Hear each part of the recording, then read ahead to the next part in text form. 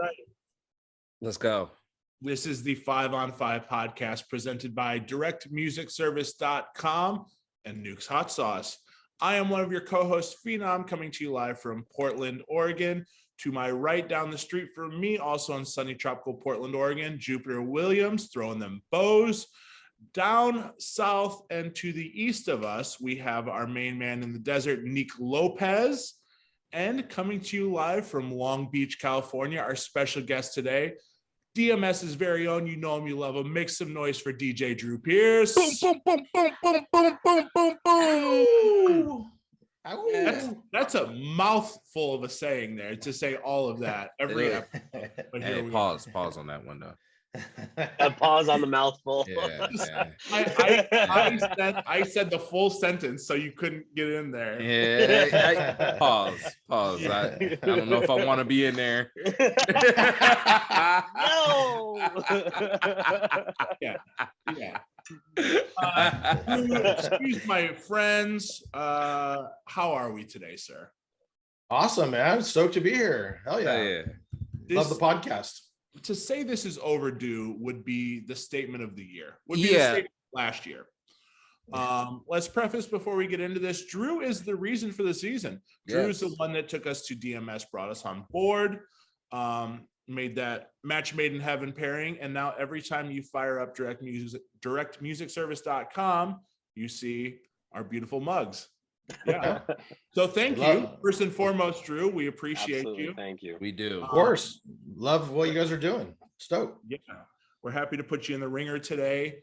5 rounds, as we do every week. We compare 2 artists head to head. Their top 5 songs as viewed most popular on Spotify. It gets ugly. It gets weird. This week is Neek's pick. Neek, what do you got for us? I was having the hardest time choosing for this week, and I don't know why. So I reached out and I asked a couple of friends of mine, like, what would be like a dream versus if you could do one. And this friend of mine went with Foxy Brown versus Lil' Kim. Ooh, It's been on my right. Rolodex, my lineup to do.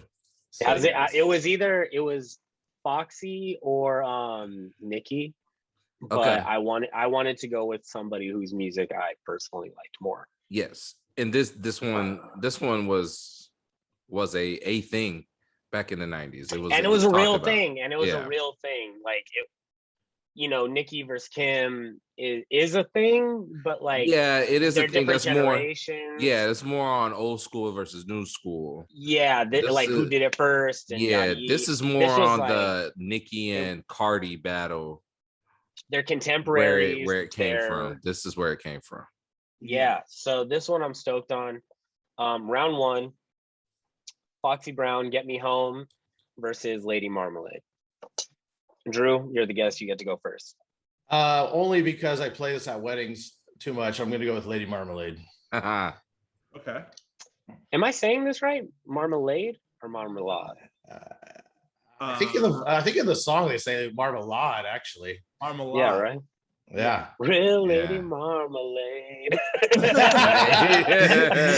Sounds like a drink. Yeah, it's like lemonade. Brought to you by Minute Maid. Yeah. And and the video, I video DJ as well. So the video is very very skanky. So I'm gonna go with that as well. Yeah. True. Yes, absolutely. This is our Dirty Christina. Dirty. Yes. This is peak Christina. Peak X. Yes. Christina. Yeah. Trav, where you at? I am Foxy, the Il Na Na. Got Black Street. Yeah, the Black Street and the Luther cover. Mm-hmm. Right? Yeah. So yes. Yeah. Let me hear it out for Luther. So yeah. And let's Colin, go. where you at? The Lady Marmalade is a cover of who? That's LaBelle's. LaBelle. Yeah. Yep. LaBelle's. Yep. Patty came out and said, "Yeah, I had no clue what I was saying back in the day." Yeah, I think she said she like flat out made a lot of it up. Like it was just Cocaine's a hell of a drug. She, and the way that she was wearing her hair too back then, man, you know that she was just yeet. If you see the album cover, it's dance floors. Yes. Yeah.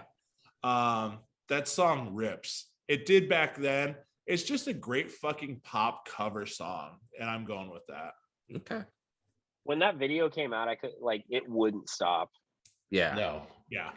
That song just would not stop. Yeah. Who's in lady? We have Little Kim, Maya, Maya, Pink. Was Missy in it? And Missy, right? Or was that? I don't remember Missy being in it. Or was that the Not Tonight? That was Not Tonight. That was Not Tonight.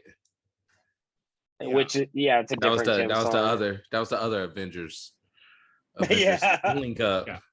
Yeah. I'm doing a number crunch because I really want to know the lineup of this song. Okay, that was it. Christina, Lil Kim, Maya, Pink. Okay. Yeah. Why were we throwing Pink on? It's so funny. We just kind of forced her to be an R&B singer.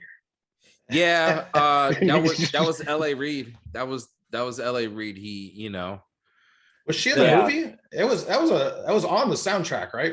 That was the soundtrack for Moulin Rouge. Right. Was she in the movie? That would be the only reason I could think why she was on that. I don't believe that she was in the movie. I don't believe any of these girls are in the movie. Yeah, this is just so the translation to the song "Voulez-vous coucher avec moi" is "Do you want to sleep with me?" So it's not complete nonsense. Oh, right. Who came out with this album? Who for the soundtrack? What for the label? Soundtrack? What label dropped the album? This label was on. Was it Arista? I'm trying to see right now. I'm looking at the soundtrack right now. I'm looking at the movie. I need to find the soundtrack. If it was Arista, then that was Clive Davis, and Clive Davis had a hand in Pink. So that released Interscope, Fox, and Basmark.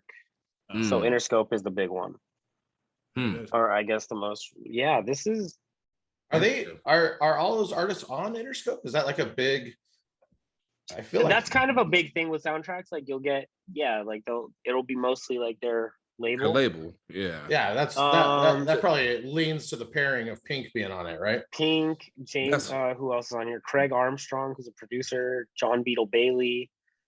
Beck was on here. Bono, David Bowie.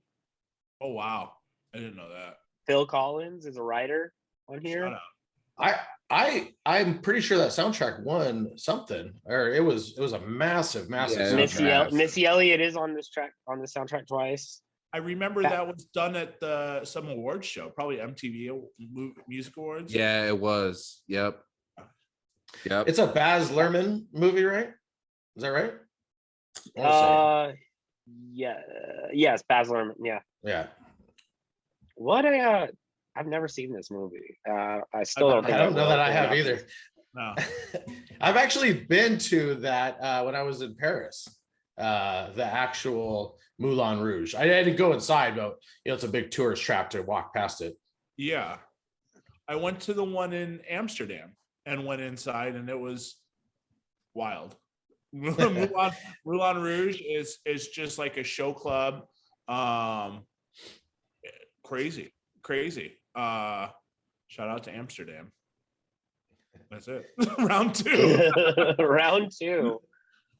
Foxy Brown, I'll Be featuring Jay-Z versus Crush on You by Lil Kim. Ooh. Trav, you get to start this one out. Dang. Usually I would lean Hove, but I'm gonna go with Crush on You because of the Biggie chorus and the Little C's verse. The Little C's verse, I could do without the Little C's verse. I like the Biggie chorus. Come on, you have Biggie on the chorus. That's it. Well, have you heard the demo of him rapping this song? The Biggie Little Kim demos are so awkward. Hey, think about how awkward the Foxy Jay-Z demos are too. Right. Yeah. I mean, yeah. Mm-hmm. Phenom, where you at? Both of these songs work. Both of these are great songs. Crush on You just by a smidge. I I love the I'll Be sample. Obviously, great on Monday. Yeah. You can work that out. Crush on You, so sick. So yeah. I'm gonna agree. Yep. I'm gonna agree. Was I'll Be on the How to Be a Player soundtrack? I believe so. Yes. Because I know Who You With was on that How to Be a Player soundtrack. I only know that because I play I'll Be Out almost every other time I DJ. Was it on the Money Talks soundtrack? Shit. It might have been. Now I got to do a number crunch on that because I saw Money Talks in the theater with my grandmother, and there was a lot of language. That's funny because my dad took me to see that movie at the theater. So it was on her own album, Il Nana, which was her debut album. Is produced by Violator, and obviously samples Renee and Angela. So Lil' Kim was on that Money Talks soundtrack with the song Money Talks, produced by Timberlake. So I don't think this one was on a soundtrack. I think it was just on her. It didn't mention anything. I'll Be Good, which is the sample. Nope. So I'm completely wrong. This is just on her album, her debut album. Round 3. Round 3. Do we get everyone? Yeah. Yep. Round 3. So I love this round. Round 3 is Foxy Brown with Oh Yeah featuring Spraga Benz. That's that boyo, right? And it was originally the Crush on You remix, which I can't find the difference between the regular Emmy remix. Okay. But I swapped it out for for her top 6 songs, which is Not Tonight. So Oh Yeah versus Not Tonight. Okay. Colin, you get to run this one first. Not Tonight, easily. So good. I play that out a lot still. So another super jam. Another soundtrack, right? Yeah. Not Tonight? Yeah. Missy, Left Eye, DeBrat. Yeah. Damn, this is crazy. It was on Hardcore. It was on Nothing to Lose soundtrack. Okay. Nothing to Lose. I believe that was Martin Lawrence and Tim Robbins. Yep. Nothing to Lose. 97. Yep. Atlantic Records. Yo, if you were on a big label, you were on a soundtrack in the 90s. Dude, in the 90s, you were if you were on a major, and you were like popping, even mildly popping, you didn't have to be like crazy, but if you were like, if you had one good single that year, you were going to be on a soundtrack for a black movie, no doubt. Yeah, soundtracks were the first mixtapes. Yeah, they were the only way to get away. I won't say the only, but like one of the few ways to get away with doing a compilation album. Yeah. It was huge in the vinyl days because you could just buy the soundtracks, right? Yeah. Oh, yeah. I mean, and this is like the 90s, 2000s when physical media was at its peak. Like buying tapes and CD. The CDs, the late 90s to the early 2000s is the peak of the record business because everybody was still buying CDs. Yeah. We weren't like everybody had money too. 90s money was like everybody was 90s rich. So everybody's buying all these CDs. Everybody like we were good. Like the economy was great and physical media was still a thing. Napster hadn't happened yet. So right. Drew, where are you at? Oh yeah, versus Not Tonight. And you're totally allowed to cheat if for whatever reason you need to cheat. I just wanted a quick little refresh. Let's see. Let me look this up real quick. You want to skip me for a quick second? Yeah, Colin, which one are you on? Oh, I was Not Tonight. Yeah, he said that. Oh yeah, Not Tonight. And then Trav, did you say Not Tonight? What'd you say? I'm gonna go with Not Tonight. Okay. It must be Angie on the mic. I forgot about this Oh Yeah song. I didn't forget about it. There was I play a different Foxy reggae song out. And this one I was like, oh, I should get this and play this more. Yeah, no, this is a hard reggae song though. What's the other Foxy reggae song? Let me see. Let me look at my library because I'd be playing. Ironically enough, I play a lot of Foxy Brown. I play. Full disclosure, I'm not like in a Las Vegas nightclub playing all these old songs. Full disclosure. I regularly play like a 90s or like a 2000s throwback party. So just so full disclosure, I'm not like out here. Everybody's like, Neek just loves playing all these early 2000 songs for some reason. I'm trying to find it. No, I think it is this one. I play Sunshine a lot. Damn, I play a lot of Foxy. Damn, you still play Sunshine? Yeah, because I play the sample into it. Oh, okay, yep. I try to get it. I know not. Yeah, it's your turn whenever you're ready. No, go ahead. Sorry. No, you're good. I'm over here just. No, I'm actually gonna go with Foxy because, I love the sample and I love reggae. Yeah. Still play a ton of reggae. Stuff. Yeah, still collect a ton of reggae. So I'm gonna ride with that. Hell yeah. Round 4. Wait, Trav, who'd you pick? I said not tonight. Not tonight. Okay. Yeah. Round 4. Round 4. Foxy Brown, Big Bad Mama featuring Drew Hill and Lil' Kim with Magic Stick. Whoever wants to jump in on this. I'll go Magic Stick. I mean, dang, let's hear it for Cisco though. Remember hearing that? Yeah, on both of these, huh? Yeah. I remember. I'm credited on Magic Stick for some reason. I'm definitely going Magic Stick. I still play it constantly. I think every night. Hell yeah.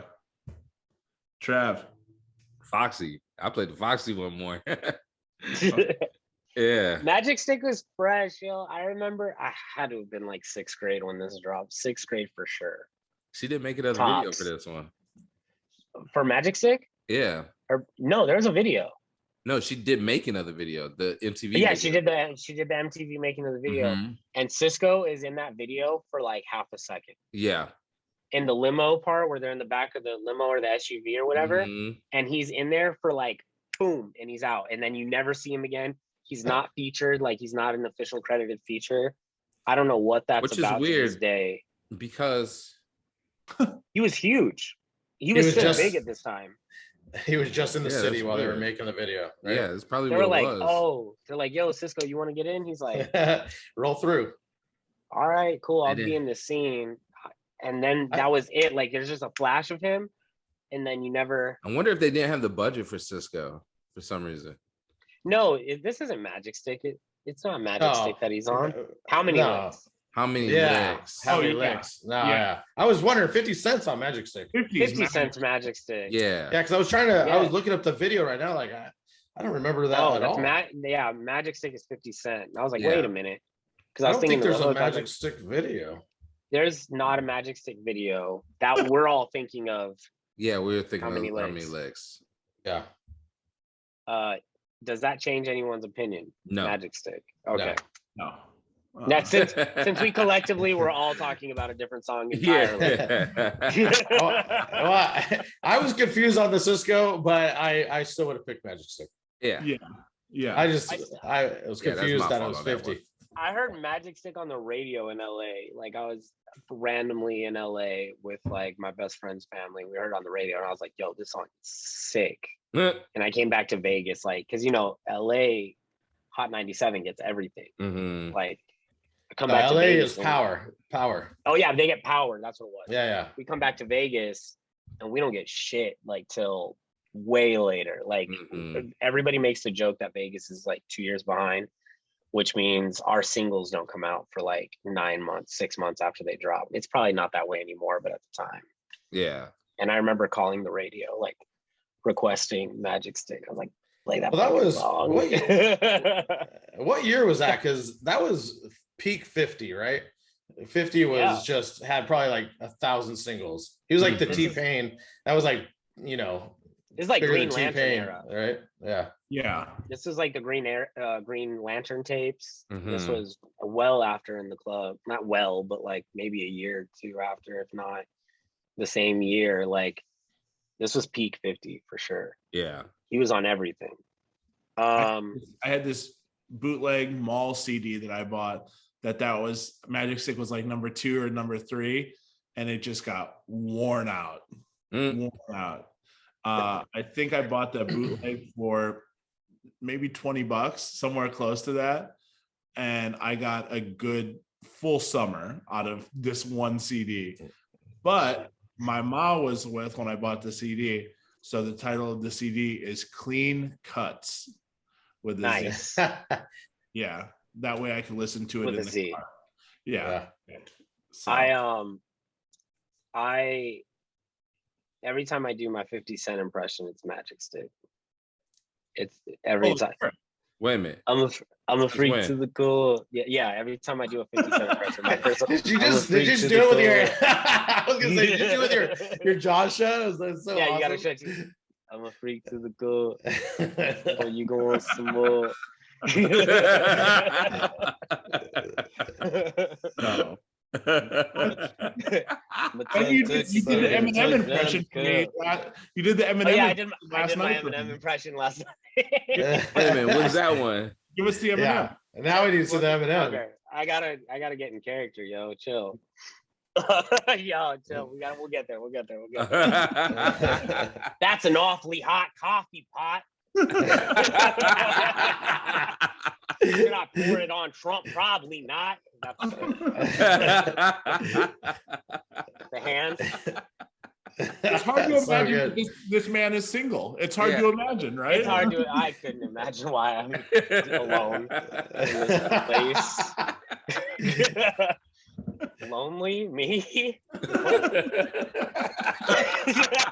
I think you just need to start trying the Eminem out the bars, man, or at the spots, man. Yeah. With 8 miles.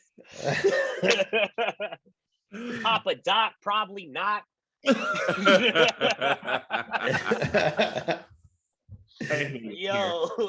Give us round 5, sure. Yeah. But in the Eminem voice. And in the Eminem voice. Yes. Oh, please. I don't know if I could just freestyle like real sentences in Eminem voice. I can only do Eminem bars. I've never. Okay, that's fair. Okay, let me try. Nah, that's silly. No. Foxy Brown, holy matrimony, letter to the firm. Actually, it's not bad.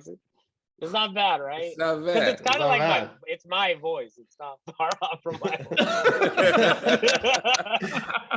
voice. Explaining the impression after doing the impression is the best part for me.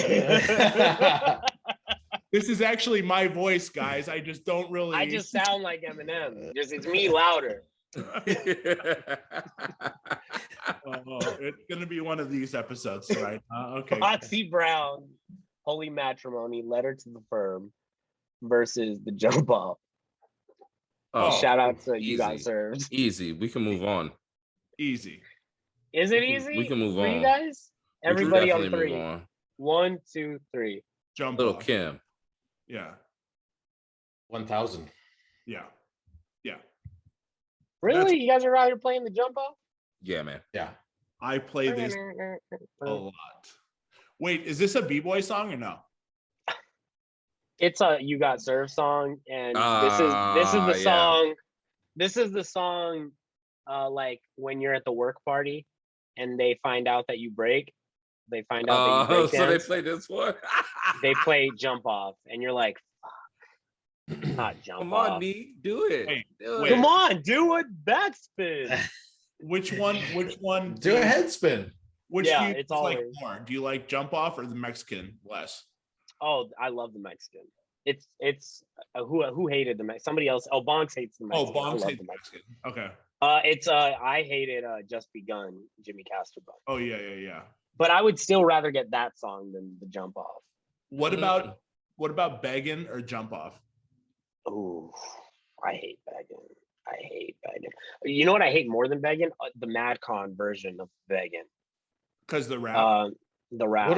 What's the new one that's being played constantly? I just can't stand at all. It's like the equivalent rock version. The rock version of the begging. Oh yeah, because it's terrible. Yeah, it's bad. Oh yeah, begging you. Yeah, that I know exactly which one. That's awful. That's the worst one. So nasty. Yeah. I think the Frankie Valli, like the original one, was fine. And then I don't know what happened. It just became kind of like huge and breaking. Like there was a viral clip of somebody just fucking murdering it. And then it became super commercial. And then everybody wanted to fuck it up. And like it just became the worst song, like the last song anybody wanted to hear. But all the new kids wanted to hear it. So you had to play it at the jams and everybody hated it. Wait, so Beggin' wasn't always a B-boy cut? It wasn't. It's not like what we would consider a classic. It maybe I don't know what DJ played it, because that's kind of like B-boy culture, like especially at the time in the early 2000s, like up until the early 2000s. Yeah. DJ, like the whole thing was like, oh, I found a cut. Like I found a song that has a break. And it kind of like that OG DJ culture still existed up until the early 2000s in YouTube era, because copyright happened. But so people were still like digging for breaks. So when Beggin' became a break and everybody found that out, like it kind of went viral, I guess you could say, like, and everybody was playing it, but then it quickly like became annoying because like this is still like MTV's show, what's TRL? America's Best Dance Crew. Yeah. So this is that era when everybody wants to break. Like high schools are filled with B-boys and B-girls. And so Beggin', and then like it becomes like the MadCon cover happens and we're still getting covers. It's just, it became like this whole awful thing. So anything over Beggin', honestly. The Jump Off, Joe Budden's Pump It Up. I'd rather hear that over Beggin'. I hate all three of those songs. I don't ever want to do that. Those are on my list of songs that I'm perfectly okay with never hearing again. You don't want to hear Pump It Up ever again. Pump It Up's like a huge freestyle. Yeah, I'm good. Yeah. I'm good. I don't hate. It's not a bad song. It's just because of the context. I don't want to ever hear it again. I'm good. Like, what's the sample? Oh shoot, I know the sample. Melting Pot. Yeah. Right? Cool yeah. name. I don't know. Yeah. Yes. Yeah. Just Blaze. Oh wait.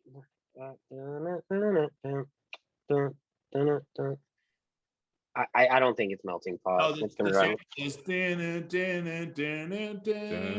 Yeah. It is Cool in the Game. It's gonna drive me nuts. It is Soul Cool in the Vibrations. Game, but it's not Melting Pot. Soul Vibrations. Yeah. Okay. Got it. We're good. I can sleep tonight because that was gonna bother me. Yo, the beat is bananas.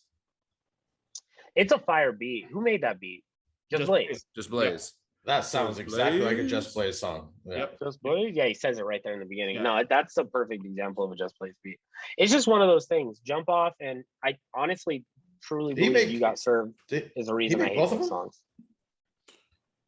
I wouldn't doubt it. They were on the same soundtrack.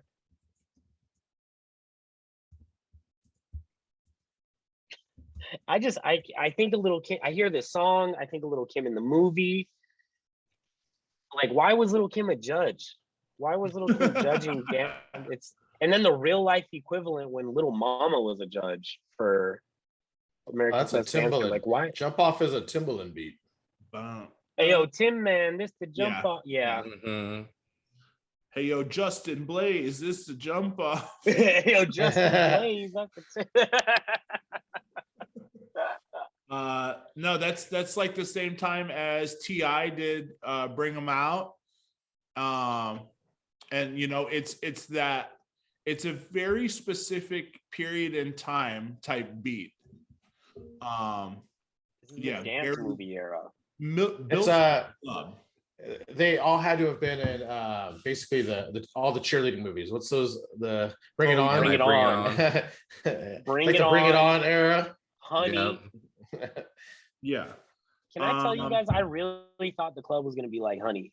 Yeah, you did say that. I really thought like I prepared my whole life for battle in the club. Were you trying to hit on little girls at school with the "Save the Last Dance" lines? Yeah. You doing that? I was dog. School dances came. I was gliding all over that bitch. I thought I was Usher. I was moonwalking across campus. Yeah, I was doing that. Shit I grew up in Las I ain't even Vegas. gonna front. I was doing that too. I have friends in Las Vegas who remember me moonwalking through the halls. Like I was about this glide life. So you thought when you stepped in into the nightclub, someone was gonna bump into you and then ask you to dance battle? Oh, words were not to be exchanged. I figured. Have you prepped? What do you still have this dance like prepared? Because I feel like we need to. I feel like we need to see this. Like dancing. Like we need to see this come out.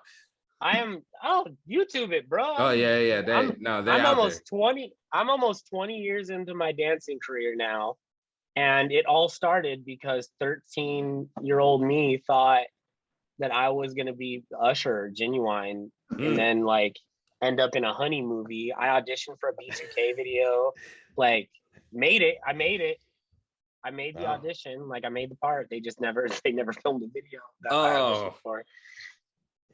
So I thought like I was for real about to be this like Missy Elliott video dancing sensation.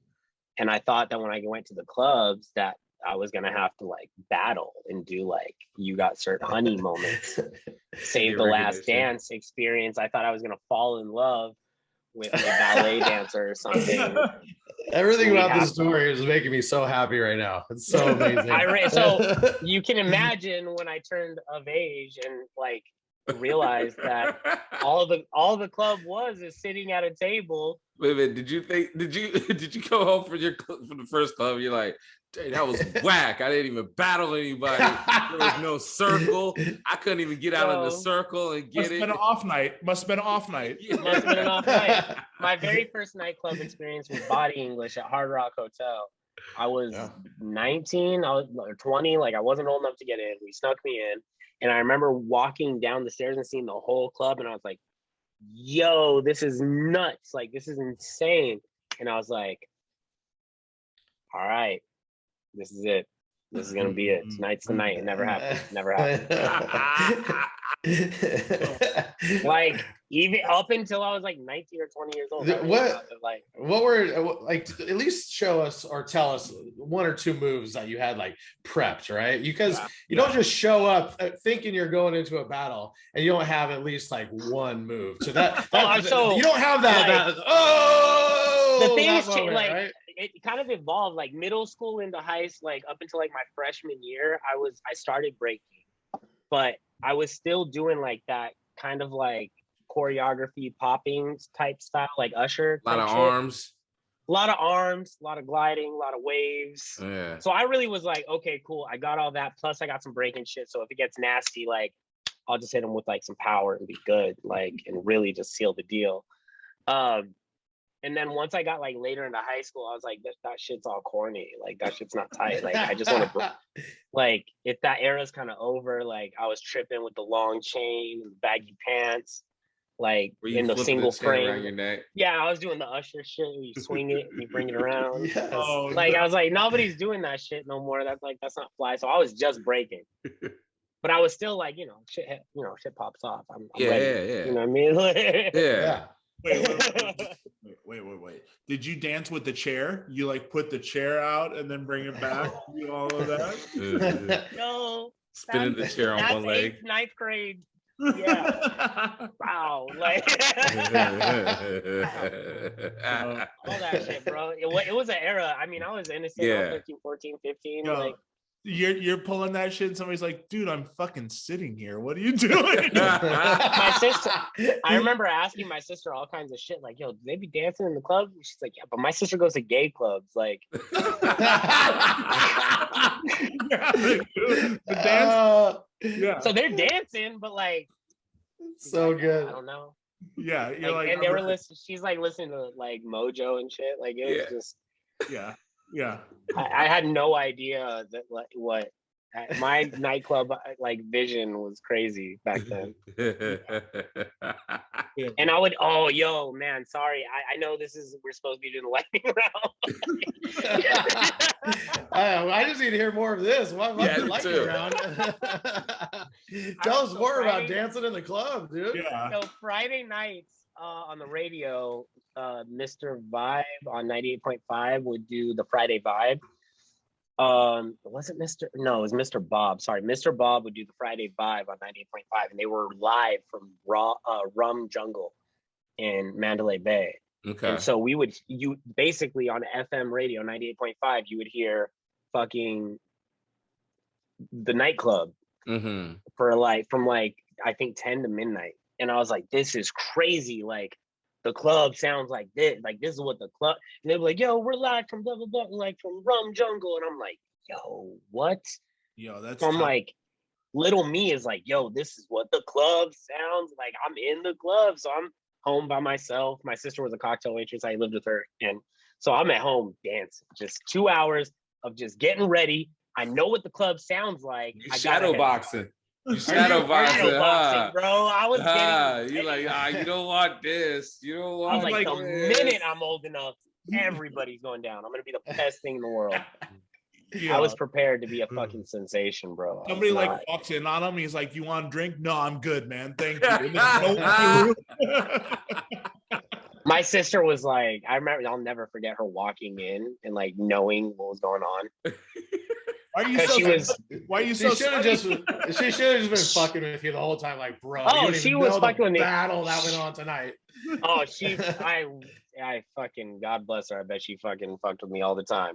And she was like, she barged in when she got home early. And she just bust open my door. She said, "What are you doing?" I'm like, but you breathing hard. You breathing hard.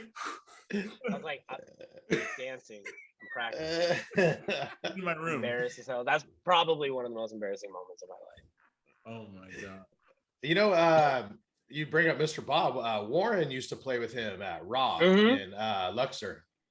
Yeah. I apparently there's some tapes going around. I gotta break them out, but they always talk about the legendary Raw days back then. Dude. Oh, what? I was never old enough, obviously, but I would love to hear some of those. And yeah, if Warren hears this, he's probably gonna be laughing his ass off on that. No, I'm gonna tell him he needs to break those out, because I guess he told me about Mr. Bob had like his own channel, and he could just reach over. They were like that tight, and turn off the music, and he would just flow over it or whatever he had to do. So I want to hear it. So you bring this up now, and it's like, okay, this had to have been a fucking show. Yeah, it's fucking incredible.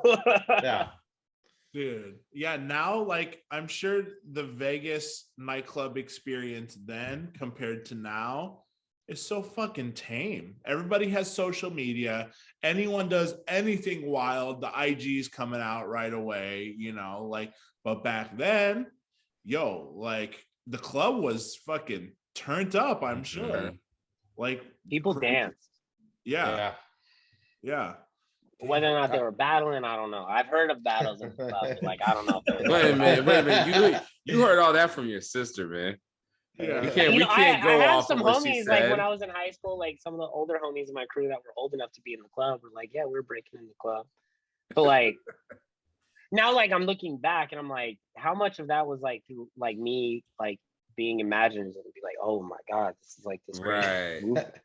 Versus just they could have been dorks. My friends could have been dorks because the guy breakdancing in the nightclub, or they could have been yo, chill. Or they could have just been breaking at their table, and there's two people there. Yeah, they're on the dance floor doing head spins. It happens sometimes, and everybody's like, "Yeah, that's cool." Not the place, buddy. What do you think? This is honey? Yeah. Where did you find that chair to dance with? Get those chairs out of here, dude. Where's the chair even in the club? Get that from the casino. Get that back to the blackjack table. Cameron just hands to someone at the blackjack table, just standing up. No, we can sad. We got a spot for you here on the end. There's no chair. Crazy.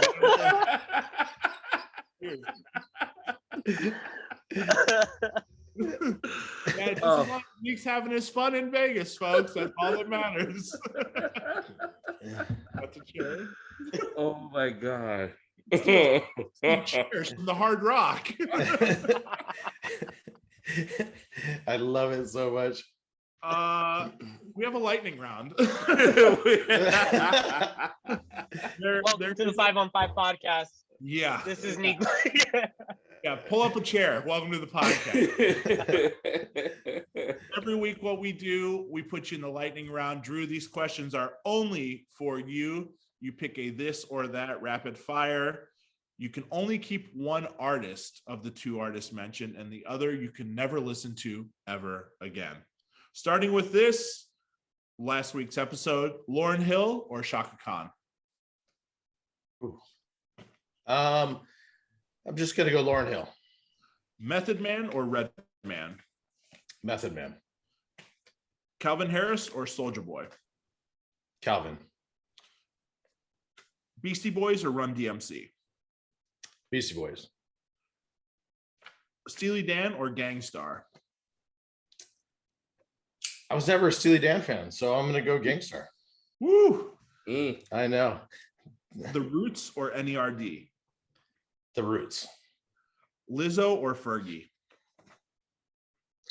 Oh man. I could do without listening to either one. So is that a double? You double down on both? Double no. Neither one? Delete both? That's fair. That's fair. Diddy or Rick Ross? I'm gonna go Diddy. Okay.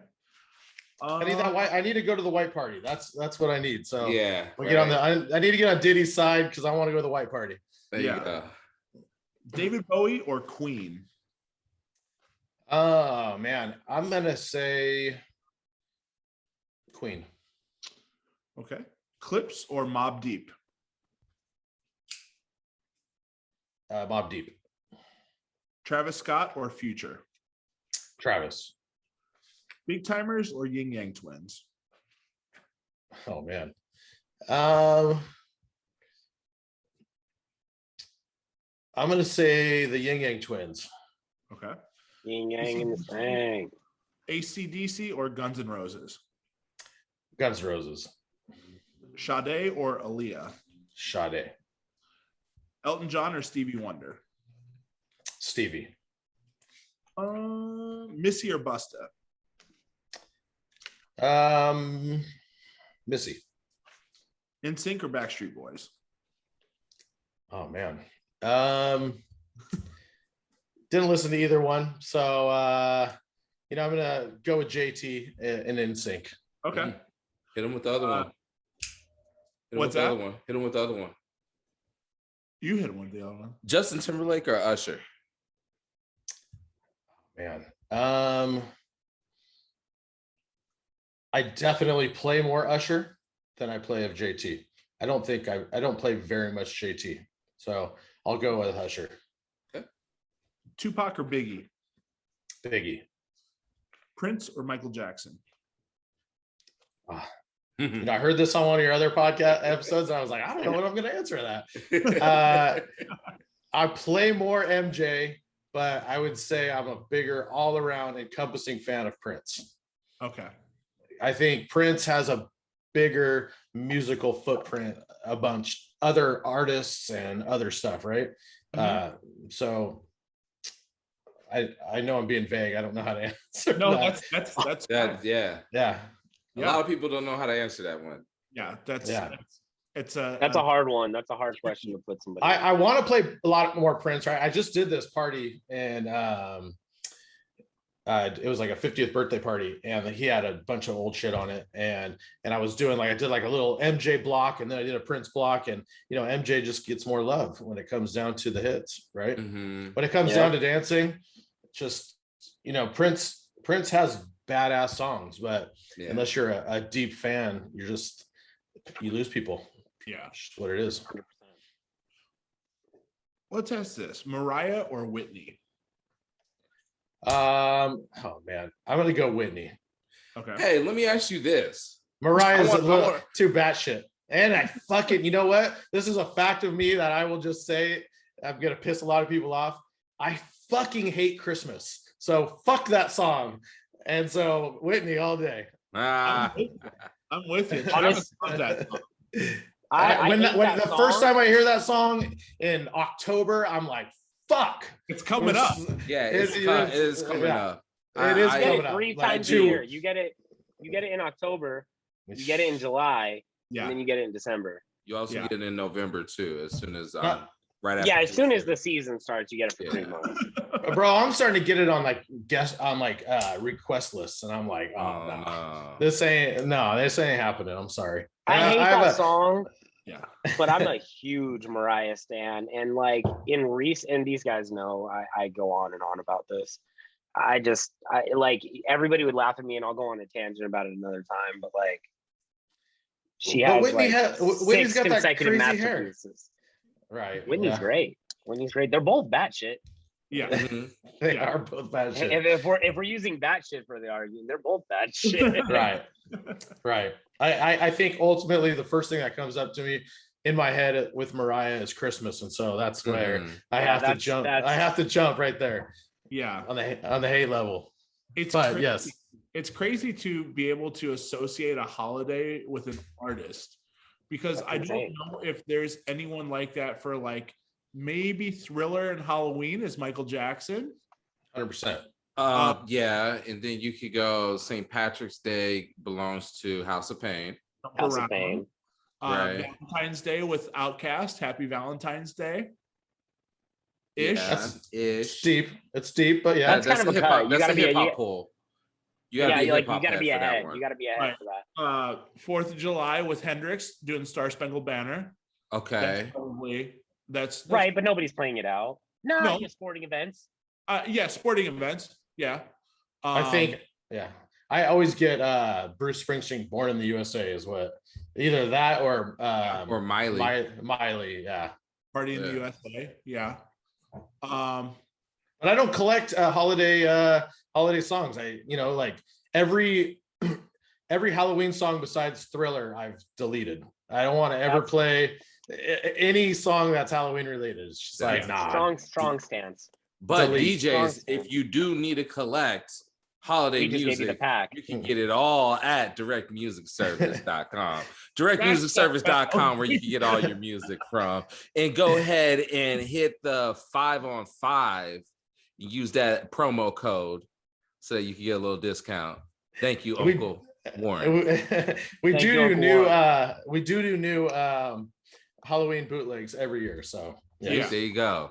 And you can pick that up in that DJ edit pack section that we have over there. So hey. But there's no Thanksgiving song. No one's made a thing. Yeah, there is. What? Shirley Caesar. We got you name it. Yeah, that's the new. That's a new Thanksgiving. That's a new entry. Like last 5 years, I would say. Exactly. Yeah.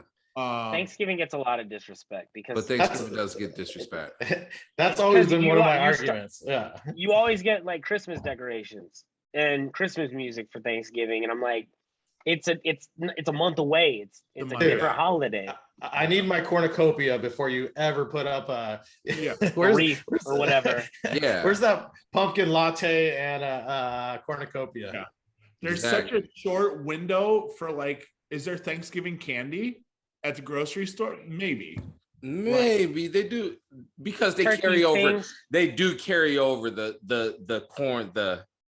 What is Halloween? They carry the Halloween leftovers. Yeah, the Halloween leftovers. Yeah, get shaped into turkeys. Yeah, and if you make something that's a pumpkin without a jack-o'-lantern face, it works for both. Yeah, exactly. It carries over. Because Thanksgiving decor is just fall decor.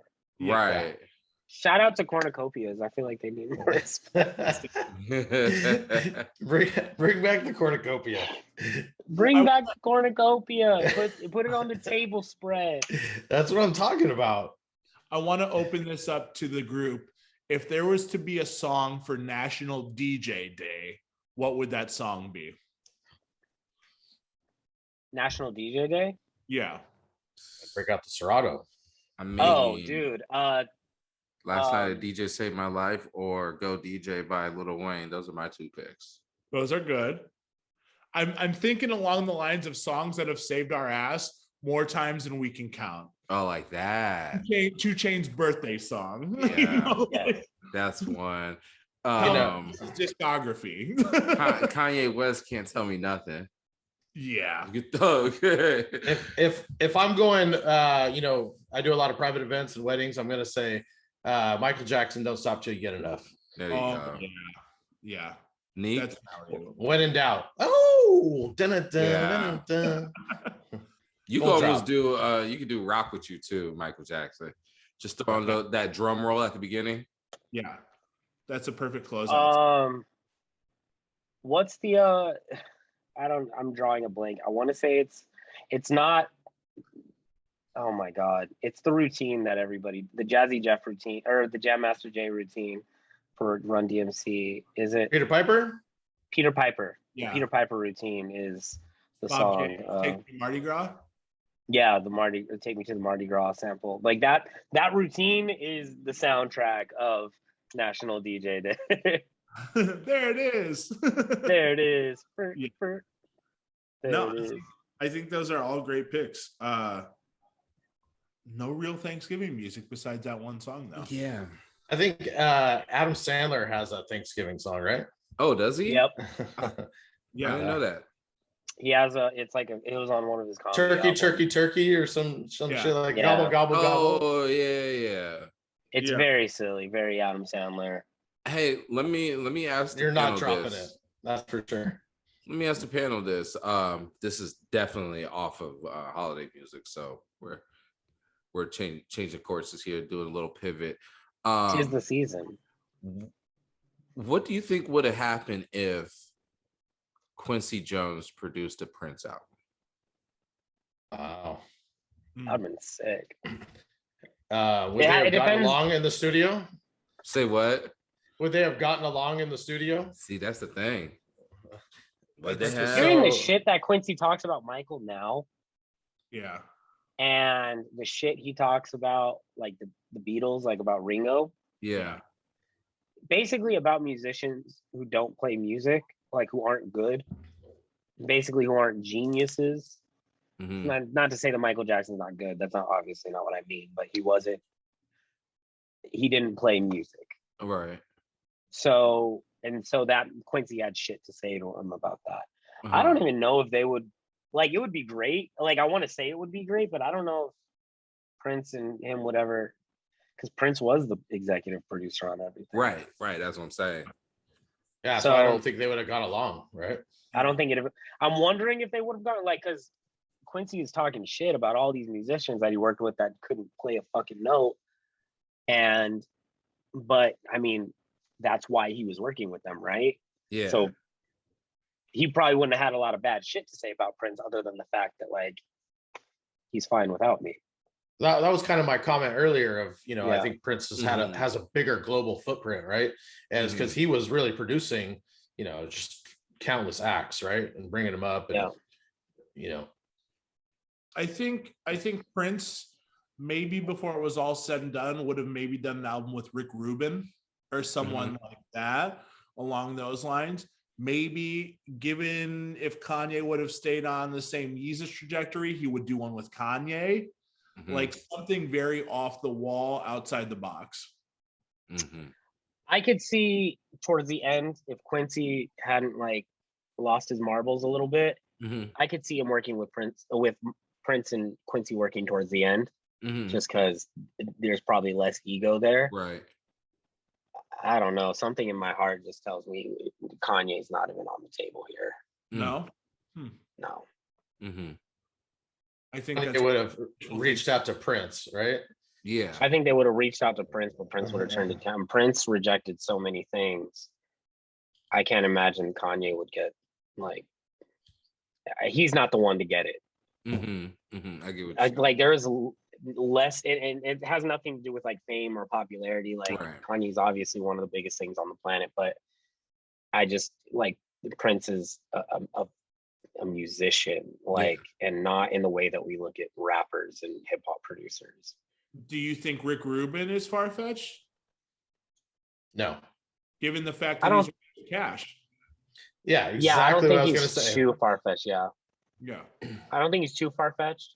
I think he would end up being more of an engineer than an actual producer. But that's everything I've ever heard of Ruben in general. You know, it's Yeah. that he just sits there and kind of nods his head and gives Yeah. little inputs, right? But he's not really saying shit. Like you're doing it Yeah. all, you know, and he's just kind of guiding you, pushing you in that direction. But I think just like how much involvement he would actually have in the process. I mean, what's he gonna do? The drums on a song for Prince? That's what I mean. Like, it's hard to look at Prince and think like, who would he collaborate with? Because now you have to like, well, what are they gonna do? Are they gonna do anything better than Prince? Other than sing, like he just wants a different voice. What big collabs does Prince have? I mean, look at that, right? There's not many. He's had artists that he signed to his label and he's like written for them. Like even then, it's like it's Prince and they're the medium. Like he's just here's the song, here's how to sing it, you do it, and boom, Sheila E. He did allow the Neptunes to do a remix though. He did give them the approval. So that was a approved. Completely different song. You know what I mean? What about Prince in The Weeknd? Wow. I could see something like that because again, that's like a vocalist. Yeah. Prince was big on working with vocalists. Yeah.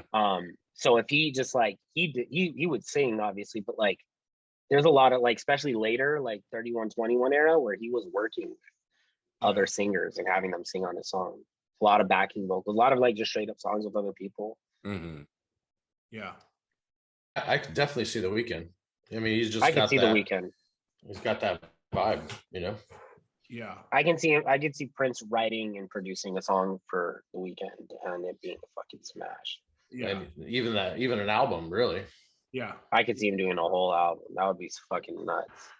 Yeah. Kanye's just too. Ye is just like not in the same realm to me. Not to say like he's in the same realm as like as a monumental musician, but like there's no parallels. He's making like extremely experimental hip hop versus like really melodic R&B, and it's they're totally on opposite ends of the spectrum to me. I don't know anything. Okay, so what about 808 Kanye? To me, that's still very extremely experimental hip hop. It would have just been the times, right? You know, it's just the times when they crossed what era they were in their lives. You know, yeah. 808's Kanye is just, I don't know. It's at the time, especially, it's just very experimental hip hop and very auto tune. And Prince hated auto tune. True. Prince would not. I couldn't imagine Prince fucked with that shit at all. I mean, I feel like Prince had to have known about The Weeknd. There was definitely an overlap before he passed. Yeah, how big was The Weeknd? Let me do a number crunch on that. What, 2013, 2015? I want to say 15 for sure, but I could be wrong. Yeah, definitely. House of everything off Trilogy was 16. Yeah, he passed in 16. The Weeknd was definitely out. But how, like, in 16? I'm looking for his discography now because I want to know, like, he wasn't Super Bowl weekend. Yeah, that's true. Right, he wasn't there at that point. Starboy came out the year that he died, that Prince died. So that's it. I would argue that's his biggest album. Right. And before that was like Beauty Behind the Madness. Yeah, that wasn't there yet. 5 times platinum. Wasn't there yet though. But it wasn't. He wasn't there yet. It was a Super Bowl weekend. Yeah. Yeah, he wasn't there yet. Yeah. So I don't know if Prince. I mean, he might have, but I don't know if it was like there's not a fucking way in hell that Prince overlooked him, which Starboy would have been that moment. Well, we should mention who the go-to is now with the big celebrities is as it was just released the other day, Elton John and Dua Lipa just dropped the track too. And you guys playing that? What's that? Are you guys playing that? I am starting to play that, yeah. Yes. It's good. Yes, It's because Dua, she doesn't miss. no. No, I didn't say it wasn't good. I think all her tracks right now are hitting, Yeah. especially a lot of the weddings I do. It's just like, that's the main girl pop, right? Yeah, absolutely. They're like, if someone wants new shit, it's like, I get old aunts and stuff coming up. Play the Dua Lipa. Yeah. They got to throw the in front of everything. Play the Dua Lipa. Dua Lipa. We don't know the same names of anything. It's just the Dua Lipa song. Yeah. Any of them. And shout out, I have to do a shout out to homie Maria Bless Madonna, who's on the remix, who's also 3 for 3 with working with Dua. 3 for 3 for sure. First credits with Elton John, which is fucking crazy. Insane. Wait a minute, 3 for 3 for singles, right? For remixes. She got 3 remixes. She has that remix album though. So she's on 2 on that. Bless Madonna has 2 remixes. She had like 5 of them on that one. No? I don't think so. Oh, okay. And then the other one is the Pnau, P-N-A-U. That's awesome as well. But Drew, you're not getting off the hook with this. We didn't. No, you're not. You. No, I'm in. The final question of the lightning round. Yeah. Outkast or Hall & Oates? Man. Why do you guys hate fun or apparently love torturing people? That's a tough one. Yeah. I'm gonna go off the more pieces of vinyl I have, and I'm going with Outkast. Ooh, okay. Gotcha. Yeah, that's fair. I do want to ask a couple questions about you yourself, as people are listening and know you're with DMS, know you're with Direct Music Service. How did that all come about? Yeah, great question. Basically, I was DJing. It was interesting couple years in a row. I was actually working as a real estate agent, and I was DJing a bar down the street from my house. And it was like 08, 07, 08, and the market took a shit, right? Mm-hmm. And so I was still DJing. I was doing mortgage loans, so I wasn't like selling houses or anything.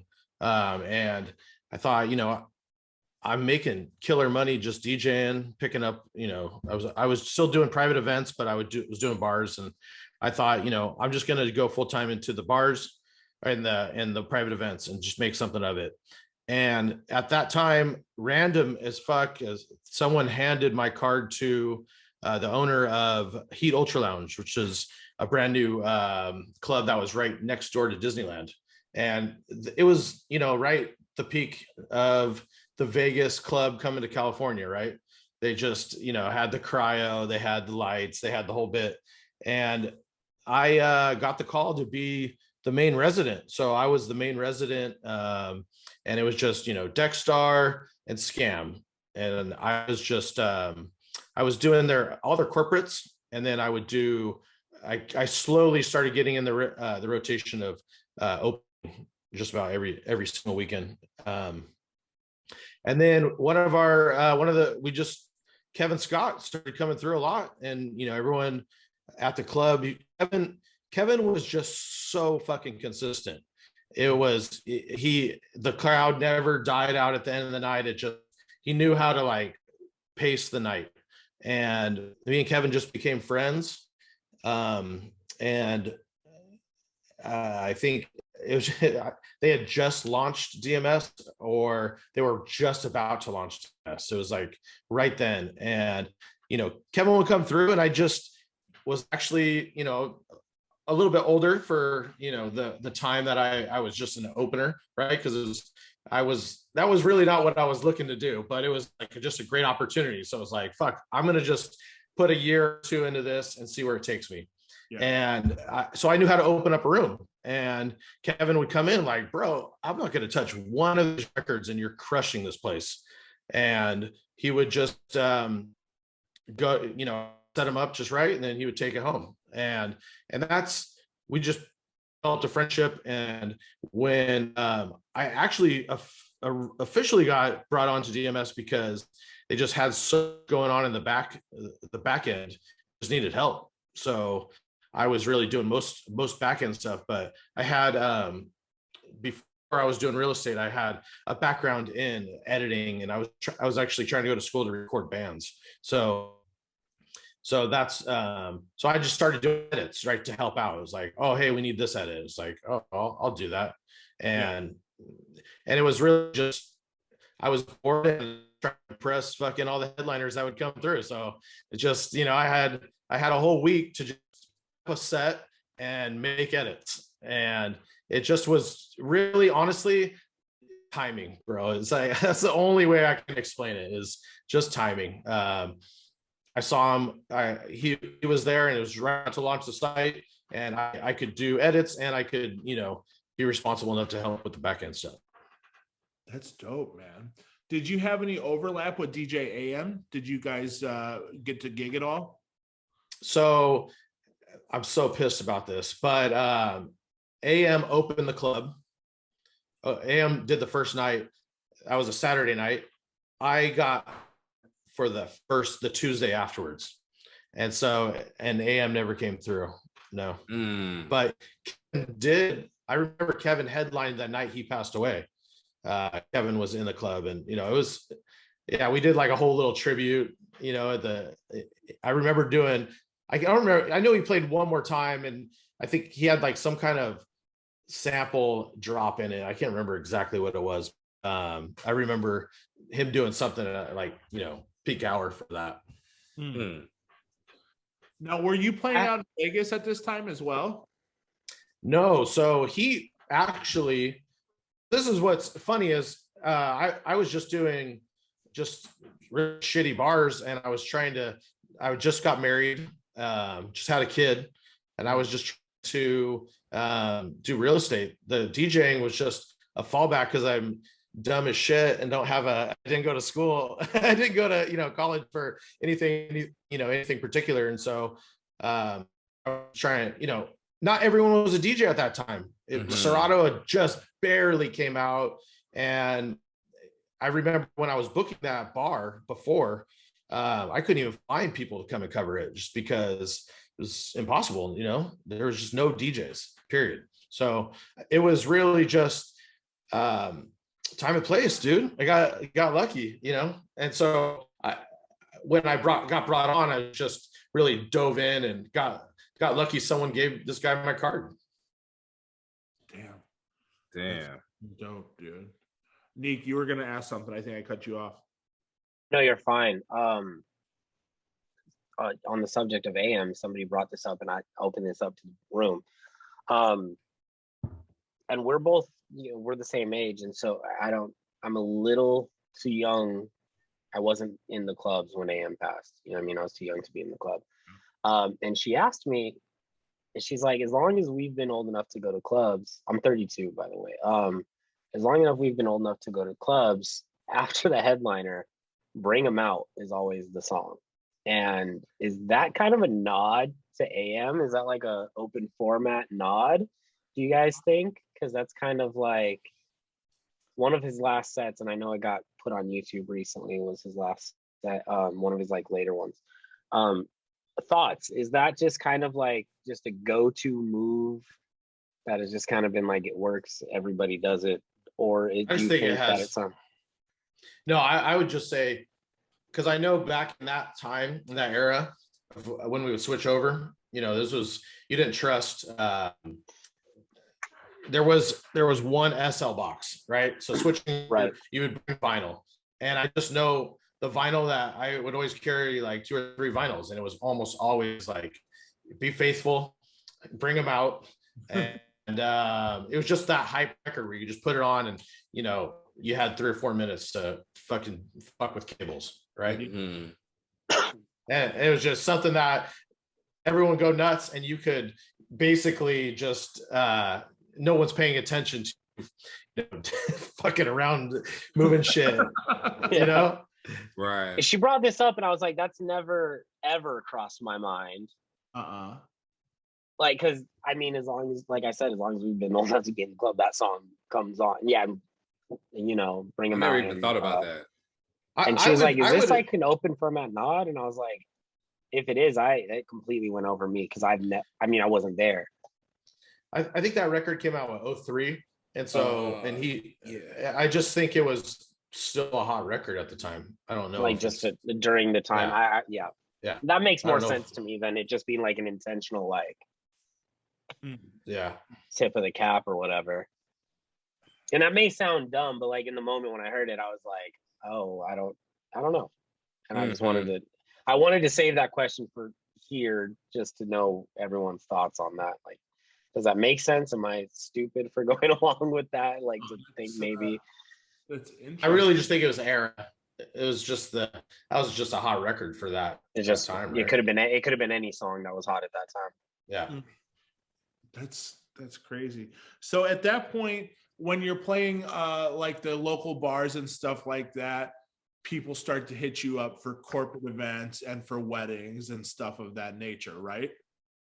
Actually, how I got into DJing, I was in a punk band, and I was just playing guitar in a punk band, and my drummer broke his arm, and he had this. He was an older guy, so he was working for this company, and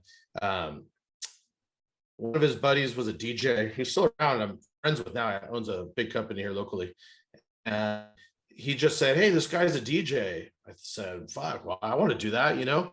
And went out with them, but they were the clown DJ company. It was like bring out the YMCA basket and like turn the groomsmen into the YMCA, right? It was just, I go, I'm not going to do that shit.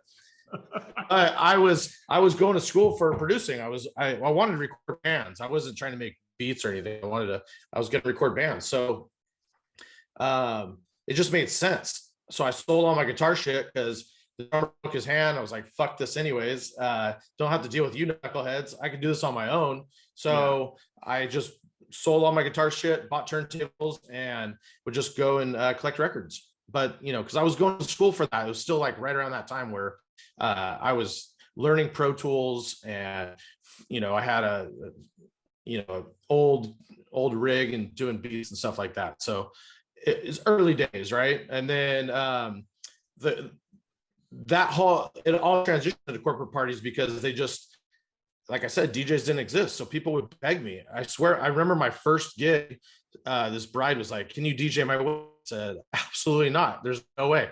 And she said, "Here's my entire CD collection. Go burn it. And then I'll tell you what to do."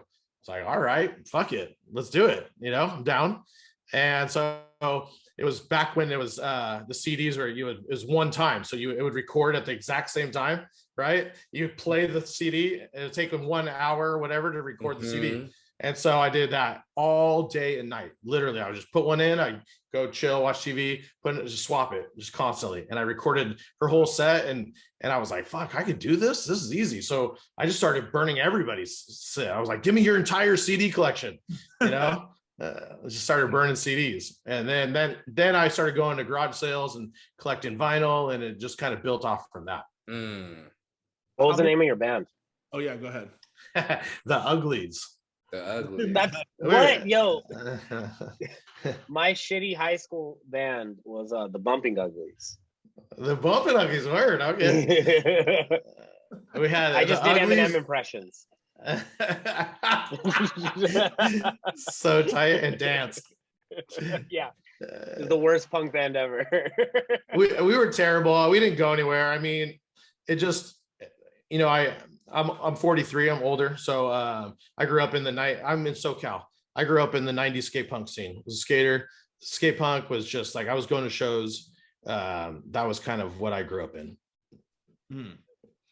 Damn. So at that time you were collecting a bunch of vinyl. How many records would you say you kept around now? How many do you still have?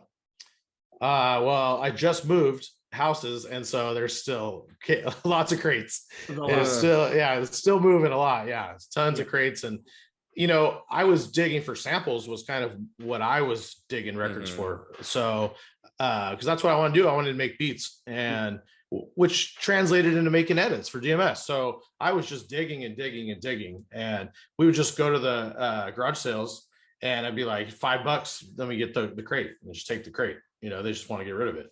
So I know I have just way too much crap, but you know, but there's some good shit. If I still collect today, a ton of just reggae vinyl, dub vinyl, you know, old Yellow Man and Eka Mouse, Prince Far Eye, just you know, deep reggae shit. That's dope. If there was a fire and you had to grab one record, what record would you be reaching for first? Oh man, that's a good question.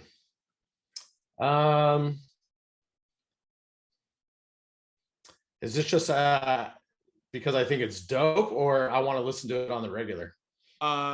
It's your pride and joy, your A1, top of your collection. I'm probably gonna take this one of the first Yellow Man records. Mr. I think it was. I should know that name. I could picture him on the front cover because he's Yellow so Man. tight, dude. The one with Zoom Zoom. No, not that one. It's Mr. Yellow Man. And he just has this fire blue tracksuit and this like top hat, and he's just standing there. It's dope. Yeah. Dope. That's dope, man. Yeah, I mean, Neek and I were literally just having this conversation yesterday. We still buy records like every single week, and I think the more that this shit, there it is. So tight, right? And So he's such sick. a pimp. He's such a pimp. fresh. Like I've seen him probably 20 times, and I mean he's has skin cancer now. He's not as healthy as he was, but that motherfucker rocks every single show. And if you don't walk away like, damn, I'm a Yellow Man fan, like he's so much energy, and he's just crushing it, and he's kind of a dirty mofo. Yellow Man, early Yellow Man is the coolest shit. Yeah. So I mean we're still collecting records, but we were talking about how the days coming up on a real find, those have long gone with Discogs and everything. Unless someone is in the middle of nowhere, they're older, they're just trying to off their record collection, they don't give a shit about what Discogs is, whatever, then you'll come up on some heat or some friends of family. I actually got a good story for that. I was in family vacation. I was in Scotland, and we were just found this little, it was a thrift store, had some records, and I got this Nirvana Bleach record, but it's all white vinyl, and I don't know if they ever dropped that, but yeah, all white vinyl, mint condition, Nirvana Bleach record, just in a thrift store. Just in a thrift store. It was like $5. Damn. That makes me sick. That literally makes me like nauseous thinking about. Yeah. Damn. That was a big find. I remember finding that, like, what? I carried that home. Dude, what year do you think that was? 15. Wow. Yeah, even for then, that's a find. Yeah, absolutely. And a garage sale time I still have is a Depeche Mode. It's the one. It's a gray vinyl. It's the one with Master and Servants. I'm not really familiar with their. I'm not a huge Depeche Mode fan, but I just thought it was. But even cool. still, like, just knowing Wax, like, to find something like that at a place that's like a garage sale. I've gone to garage sales lately. I mean, that are, you're still gonna get gouged. Like, they're just not.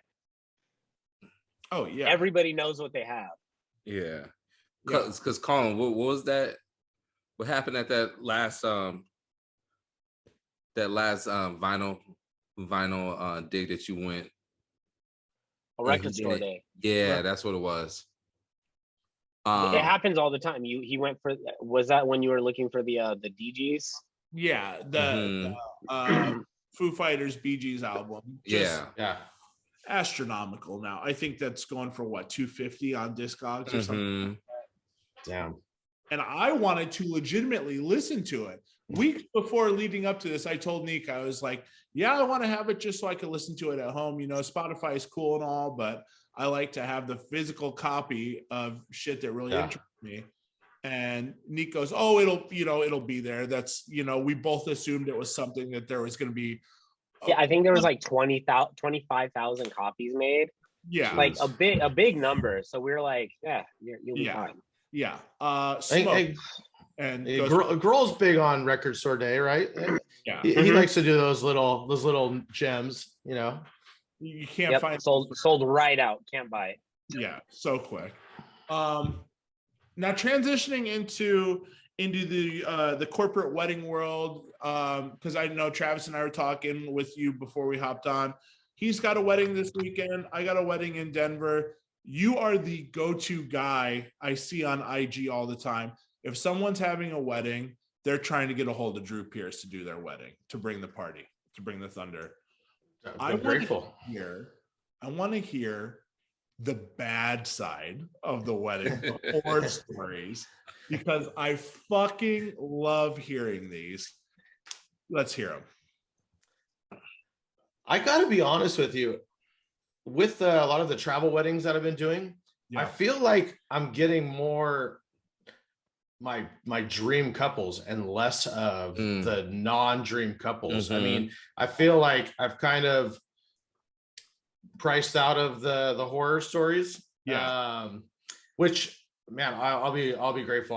I'm just getting badass couples who are like, hey, we like this and this, and I get to put together not that generic ass wedding set, right? I get to deep dive into some crazy shit. So but I could say some older ones that where the fights would break out. You'd have 2 or 3 fights and the bride's in the middle trying to break it up, right? Not tight for that, but I don't know. I honestly feel like, and maybe I'm just naive right now, but the last couple of years have been so good. My most negative review was still 5 stars, and the bride said he just didn't play every song I requested. And I'm thinking, bro, I might have only played, I think you had like 300 songs on the request list, and I'm slamming through fucking songs trying to make it work. Like, there's trying to get to the 300, right? Yeah. Yeah, he didn't play all 50. There's like 15 off. But yeah, it's like a perfect. She gives it 5 stars, but has to throw that little. Well, he didn't play every one of my requests. It's like, you're killing me. It's something, man, and I love the idea of a fight breaking out at the wedding. And same.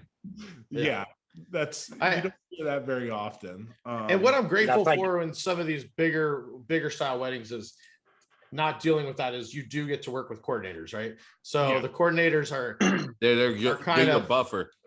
Yes, they're helping out. Such a great buffer. As long as they know what they're doing, you're working with some good ones.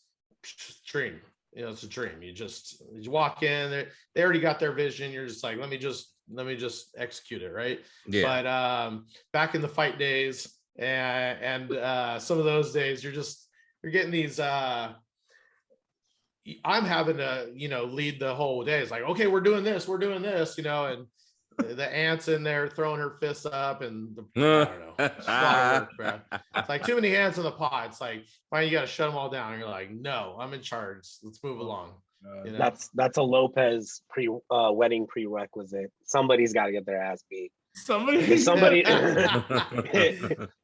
one person doesn't get their ass beat at a Lopez wedding, you're not married. Yeah, it doesn't count. We got to do the whole day again. I'd like to see a little excitement.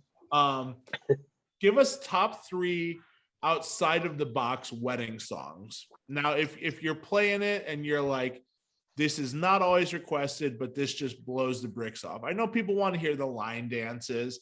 They want to hear shout. They want to hear the basic bullshit. They want to hear your cha-cha slides. Yeah.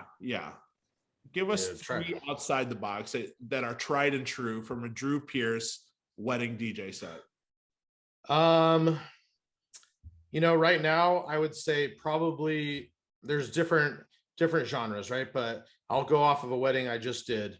My biggest era set was 2000s era pop punk, like Fall Out Boy was just so massive, dude. I know that's not like, I consider a little bit more out of the box than probably 2 or 3 years ago, not necessarily now, but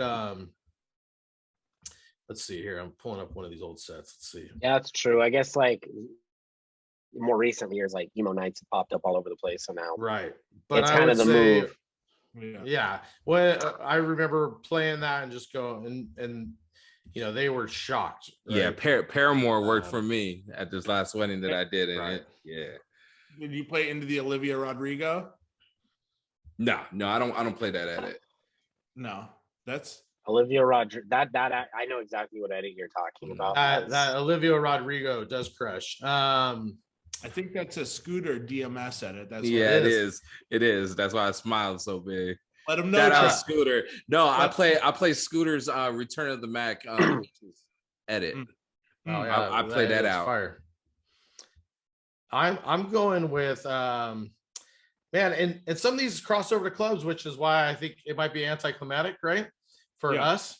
But for the wedding world, I feel like their DJs aren't doing it. So I'm gonna go. You guys don't laugh at me too much, but Cascada, Every Time We Touch. Banger. Okay. Yep. Banger. I actually did a video to it. I found it on YouTube, but it's mashed up with This Is America, and it's fucking funny. But because I DJ video too, so I dropped that.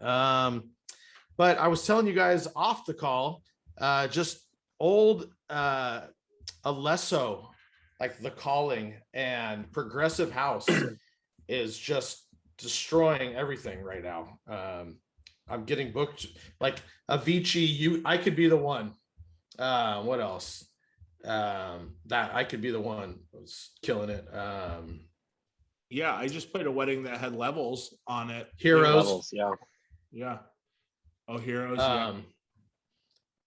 But yeah, that super progressive. I mean, Levels. I feel like I still play regularly. Yeah. They had Titanium on there too. A bunch of just classic big room house sound. Yeah. I've been even getting those requests at like just regular parties lately. Yeah. I play Area 15 and I'm getting those requests for like Avicii and those kind of things. And I'm like, what's going on? Like I must have missed like a TikTok trend or something, because we probably did, to be honest with you, because just as much as 90s hip hop and R&B is coming back to the old 2000s. That Cascada song was a TikTok it was a TikTok trend. Okay. For a while. That's kind of why I started playing it. I didn't really think of it. In fact, that first time, I remember when that song first I was DJing school dance, and they had come up to me and they were like, I must have got 20 requests. Play Cascada. I thought, what the fuck? Are you guys trolling me, dude? No way. I'm not playing Cascada. It's like all hip hop, and they're coming up, play Cascada.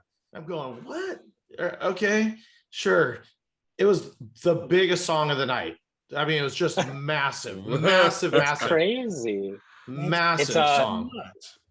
Mexican Independence Weekend is here, and huge. Like that big room, Avicii especially, massive out here. Like for that weekend, it's massive. Like you will hear Levels, you will hear all that shit for like this weekend. It's gonna be insane. And then I'll give you two more little eras. I'll do a little Backstreet versus NSYNC set where it's just like hook only, and I'll kind of slam them, and do that into Britney, do like just that era, and then I've been ending with like Queen, Don't Stop Me Now. That's just kind of like that track has been for me specifically, that like right now it's like kind of my new ending song, and it just destroys. That's a good one. Even like I'm kind of a contrarian. Like I don't like if you play certain songs that are like huge, I'm gonna roll my eyes at you. Don't Stop Me Now is the Queen song that you could play that I'd be like, tight. Because it's they have four like what they have like four like massive worldwide hits, or 4 or 5, and then that would be the one that's like right after it, that if you know, but you know, and like most people know, like it's not popular, like, but if you play it, I'm like, oh he actually likes Queen. That's the one that's been pretty big for me, and I don't know, I'm kind of blanking, I feel right now. No, those are all good, man. That's it's nice to hear that people are starting to play more outside the box for weddings now. Because previously it's like, and don't get me wrong, I'm sure there's a billion weddings for every wedding that's outside the box, where it's like, stick to the fucking script, play Black Eyed Peas, I Got a Feeling, play Pitbull, you know, and it's just like, no one wants to hear this shit. I feel like that's why I'm getting hired. I'm not getting hired because I can mix Pitbull really well into Rihanna. That's not why I'm getting hired, right? They're not like, oh, let's fly dude out because like I heard him do Give Me Everything Tonight and Do We Found Love, right? That ain't the move, right? It's you know, I am trying to, you know, I'm gonna play 200 songs and just quick mix and be creative about it. It's not going to be just real fucking, you know, cookie cutter. I'll squeeze those in, but that, you know, I think that was that girl's complaint, because I remember watching her, you know, be outside, or you're a bride, right? Every single person's grabbing you. I want your attention. I want your attention. I'm playing so fast. I played all of her fucking songs. She just didn't hear it, you know, because I'm like, just like kind of hammering songs. Right. And I do an oldie set that, you know, I do like Ray Charles, Shake Your Tail Feather, and Do You Love Me, and Chuck Berry, the Pulp Fiction, You Never Can Tell. Like I kind of do like that little thing, but kind of switched it a little bit up from the super generics, right? It's a vibe of its own, man. And I have to say, on the record, hats off to people that only do wedding DJ sets, because that is such a fucking labor, just as much as playing in the fucking club on a nightly basis. More. Way. I say it all the time. The hardest form of DJing is wedding DJing. Yeah. You know, I find that right now, I think the bride has changed. I think the couple's changed. Yes, the couple. It is now. It's not my couples aren't doing, you know, like I said, they're not flying me in to do that generic set, right? It's really more of, we want none of that, but make my parents still be happy. Right. And so it's really getting really fucking creative, and then, you know, building a vibe. So cocktail, you're building a vibe. You're building their vibe, right? With, you know, what's great is so many of these dope, like, I guess you call them pool house, deep house style tracks, like what's that, Illy, what am I thinking of? You guys know what I'm talking about? Like luxury type. Yeah, like they can't take Surf Mesa, Can't Take My Eyes Off You. Oh, you know, yeah. It's like, you know, it's modern and that's popular, but it has that, it's really a throwback sample. And I think that's what's interesting right now, is everything is, I think we were talking about earlier, everything's kind of a nod or a throwback, or has that little sample or something that people can relate to. And I think it's really a great time for weddings and music in general, to just be able to flip everything, you know, and there's so much more accepting of doing blends and mashups, and, you know, because you're hitting so many different people. So it works more now, you know, than I think it ever did before. They're down with it. And if you look at TikTok, I think you guys, one of the podcasts I was listening to, like, the TikTok is a mashup now, right? So they like that shit, you know, it's big. Yeah. TikTok is the reason mashups are back. I think like kind of to point, like to reference that like pool house stuff you were talking about, like it's kind of, we're in a weird phase with that where it's kind of like reminiscent of the 90s and how the 90s were kind of like consistently on that like summer of 66 nodding with like groups like Delight, and you know, everybody had the Peace Frogs, like everything was a 60s nod in the 90s, and now everything's kind of like a 70s disco nod. Everybody's covering those songs or sampling those songs, and everything's new disco, and so your grandparents and your parents are still going to love this stuff, but it's still house and you're still going to get into it. We were talking about Weeknd. What's his new song? Take the Night. Take the Night. I mean, it just mixes perfect with a Prince MJ set, right? I mean, you wouldn't even if you didn't know, you wouldn't even know. You're just like, oh, what deep cut is this? Yeah, exactly. Yeah, look at Silk Sonic. Silk Sonic. Silk Sonic. I'm playing that in my Motown Monday set, and it's playing that with like Temptation. It's right in Four Tops, and it's just seamless music. And I was gonna I'll throw in one more. Like my go-to slow song is "Let's Get It On." So that's for like a wedding. I feel I think it was on like what was on the Pulp Fiction soundtrack. It was on one of those Quentin soundtracks. Gotcha. And I don't know why I started playing at that. So yeah, I mean, you can't go wrong with that. Absolutely. What's the biggest monetary amount you receive for a song request?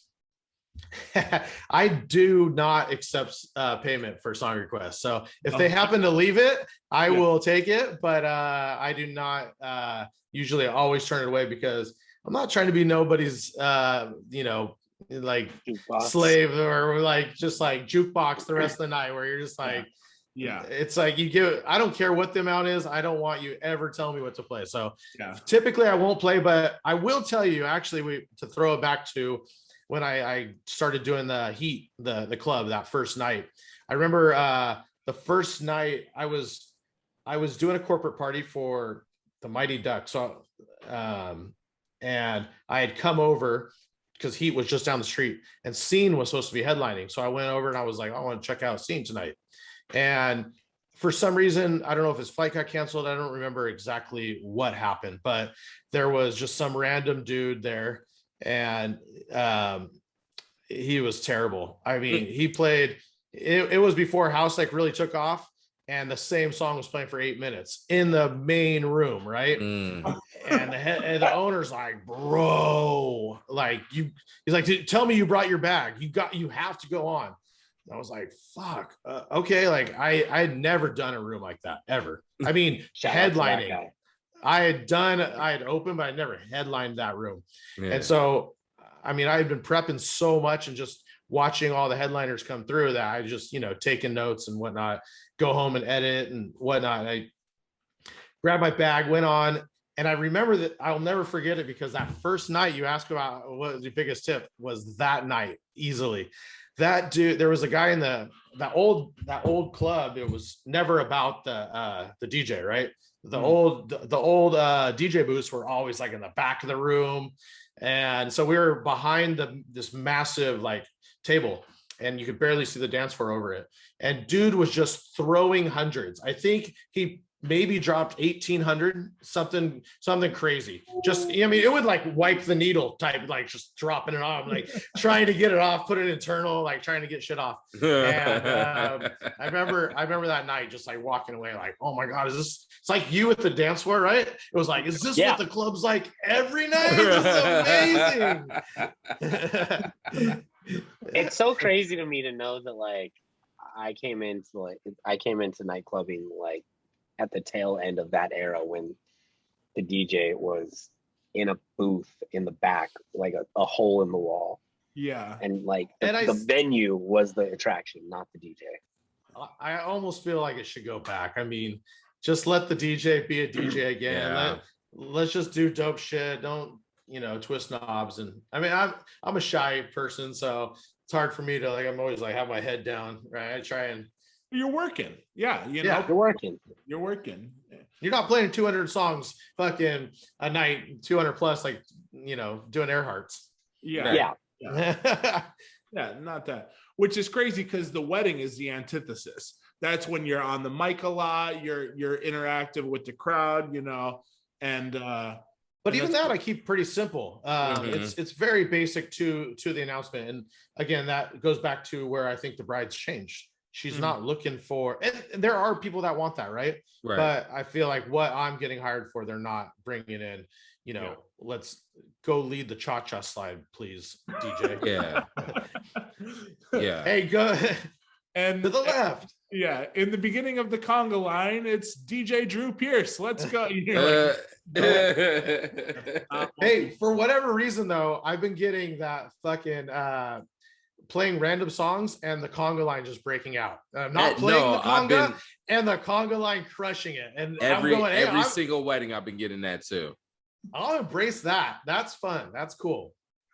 I think we've all sent each other like limbo lines and conga lines at the club, where it's like, dude, look at everyone doing the limbo to "Too Sexy" by Drake. Right.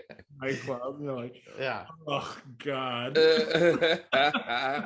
That's up there with the saxophone player just playing nonsense while you're DJing. And you're like, what's going on? Yeah. I have an event coming up where the client requested me to hire a sax player. So yes. I will be playing with a sax player coming up. It's like for an early lunch brunch.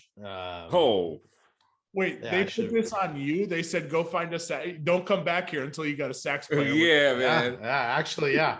And that's kind of, you gotta throw out a signal. We don't even want you playing one song if you don't have a sax player here. The private event industry is just like, what can we one up the next person with? Right. Yeah. It's silly. You're gonna be like Quincy out there with a full band. Come back with a full fucking band. No, we're gonna do these songs live. Fuck you. Some of these guys are crushing it doing the hybrid, and I do feel like with I've been fucking around with that DJ app, right? Where you can pull out the drums and all that shit. And I do feel like if you could put together something dope, where I wanted to do something live where it's like, here's the bulk of the song, drop it out, drums only. You have like a keyboard player or horn section and they mash it live, right? They just know where their parts are. You basically have 20 songs and then you send them the songs and they know during this verse it breaks out and then they flow, right? So I have been fucking with ideas with that. So super dope. I want to pass it over to these guys. I know I have a bunch of off the wall questions about corporate shit, and I want to give Travis and Neek a chance to ask them some of their questions as well. No, keep asking. I want to hear some more of this corporate shit. I mean, I'm really into corporate food. That's kind of my pastime outside of DJing and dancing in the club. Segue, king! And I have to know, Drew Pierce, you have the opportunity to have a premier meal at any fast food establishment of your choosing. What is the Drew Pierce meal and where is it? I'm going Sweetie. in and As a Cali, Sweetie, she's not there anymore. That's my best friend. Welcome to McDonald's. How may I take if we're going fast food as a Cali native, I'm going In and Out. Okay. And but I'm gonna go it's gonna be a flip on the double, but no tomatoes, no lettuce. Get all that fucking veggies out of there, right? We're gonna do whole grilled onions, add chopped chilies, because I'll add those in there. Add chopped chilies and just extra cheese and extra sauce. And there you go. And then that's a West Coast ass order. And then fries, you got to order fries light, because they're not like a fucking that nasty ass Lay's potato chip. It's like a McDonald's fry. Fries, you tell them fries light and they cook it a little bit less. And it's like a McDonald's fry. Oh, interesting.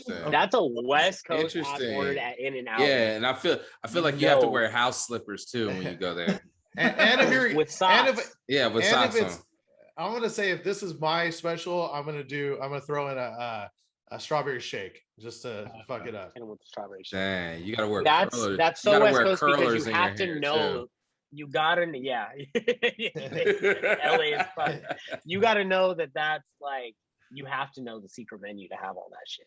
Yeah. Like you have to know that, they have this, you have to request it. Yeah. You can't, like, you have to, that's a perfect, that's a perfect Drew Pierce answer. That's perfect. Yeah. Because that's very regional. Very regional. Your fries do suck.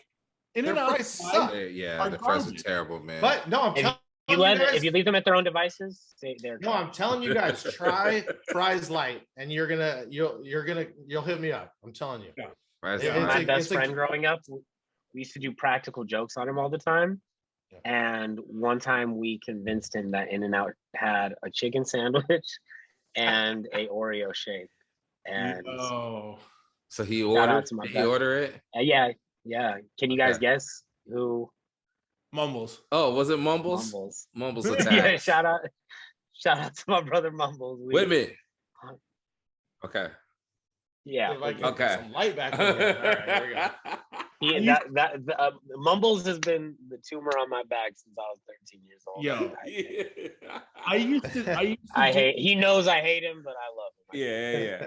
Yo, like 2011, 2012, 2013, I used to do this shit where we would tell the person to say a certain password at the door to get in. Yeah. And to the club, because let me skip cover. What's the password this week?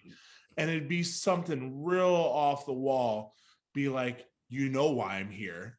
Say the password. Like, you know why I'm here. And so they'd pull up to the club and they'd say, all right, cool, it's $20. And they'd be like, oh, no. You know why I'm here. $20, dude. And he's like,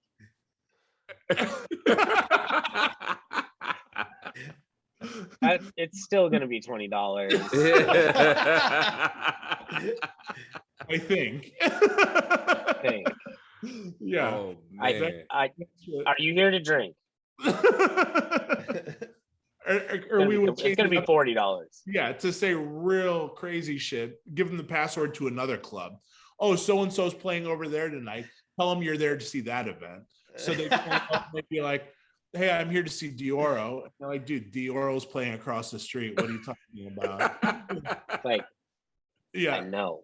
You know. You know why I'm here. You know why I'm here. You know why I'm here. I love it. They're like, give us this chair and get the fuck out of here, dude. You're a fucking chair. Quit dancing all over the goddamn place. I think we can just about wind it down. I know everybody's got stuff going on tonight. Drew, what do you got coming up, brother? Yeah, man. Honestly, this year's been, 2020 hit and just flipped me upside down. I was, I was booking some bars down here and doing thing, and California sucks and lockdown, and so we just had to. I started traveling, doing a lot of travel DJs. So this year and next year, I'm just traveling. So it is literally kind of just first come, first serve, trying to, make some money and having some fun with it. So just unlocked that Delta Platinum today. So I'm feeling good about that. That's congratulations. Huge. That was big. And then honestly, just DMS. I'm doing just trying to push my own brand and doing high-end weddings and corporates, and I video DJ. So just really trying to get some of that actually recorded and find some way to post it to where it doesn't get taken down. Hey, speaking of recordings though, we are building our DJ biopic cinematic universe because we are the Segway King. And in our speaking of recordings, recordings of films. Speaking of, in our DJ biopic cinematic universe, who is playing Drew Pierce? All right, I thought about this. I did think about this because I'm a fan of the podcast. So I'm gonna go deep cut for me. But I think it's true to where I'm trying to go is Bad Religion. I Want to Conquer the World. Okay. Yeah. Right. Wait, is that for the wait a minute. playlist? No, that's for the playlist. That's That's for for the- the playlist. Okay, but- okay, we got that for the playlist. Okay, hold on. Bad Religion. we need to know what actor is playing you in the movie. Wait, who's playing me? I'm sorry. I thought it was the playlist. My bad. I misunderstood. No, it's all good because I was gonna get to that. So you kind of my bad. Back dude. to the Future. Oh, this is good. Segway This is- Kings. Back to the Future, right? Here with that. Welcome back. I thought of this one too, because it's who I always every time I usually wear a black suit. It's kind of my thing at my weddings, and every time without fail, someone comes up to me and goes, "You know, you look like that guy Ricky Gervais." So I'm gonna go. I'm gonna go Ricky Gervais. It's a great one because he's just such an asshole, and I love him so much. Yes. And so yeah, I'm going Ricky Gervais, 100%. Nice. Oh, yeah. That's a good one. Okay. So what was that song again? Bad Religion. I Want to Conquer the World. Okay. Write it down, commit it to memory. Have you ever played it out live in a DJ? Never. Never. No, I wish. Okay. I got my hat stolen at a Bad Religion show. Never went back. Oh, dang neat. But just because I'm Wrong just thing. I want to be that. I want to be the one that doesn't make any sense in the playlist. So I'm going with that. I like it. I love that. Drew, let people know where they can find you on social media. Yeah, just every single thing. DJ Drew Pierce. Yeah. DJ DrewPierce.com at IG. I pretty much only live on IG. I'm trying to do the TikTok because my daughter is 12 and obsessed, and so Okay. So you gotta do some trying to- dances. You gotta learn some moves. no dances, but Okay. No. she's trying to Wait a minute. she's trying to get No me on milk it. crates? Did your daughter break out the milk crates? Did you cut your records? Yo, No that milk was crates. this year. That's crazy. It seems like the milk crates was like 2 years ago. God, All right. it does. That's- It It does. was right. God. Hey Drew, tell everybody where else they can find you at. Direct Music Service, all my exclusive edits on directmusicservice.com. If you're not a subscriber, you should be. And you know what we've been preaching, me, Warren, Fuse, Kevin, we always preach you should not have one record pull. You should have multiple record pulls. That is Any very working true. DJ I know has more than one record I have pull. like 5.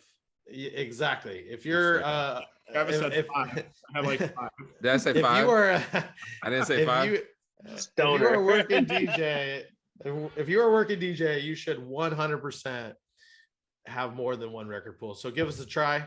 Yeah. Hit that 5-on-5 link. Oh, yeah. Get that promo code. Yep. And yeah, check it out. No worries. I'm gonna edit all that out. I only have one. directmusicservice.com because I'm a loyalist. Everything else is bullshit. I got one. Just hyper aggressive. I got one fucking podcast, and one music source. Fuck out of here. Just like a super different pitched voice where he's like, I just got one. It's so hard. This is like shake. Yes, this is shaking your head no and saying yes. Yeah. 6 fingers and saying one is hard. Yeah. Drew, thank you so much for joining us, man. Yeah, Thank man. you for taking Dude, time out of your thank you schedule. guys. This has been absolutely incredible. I can't believe it's been 2 hours. It's flown by. Yeah. And I felt like I was gonna get ruined with some of these other little head-to-heads, so it wasn't too bad. Nah, You did you great. survived. You survived.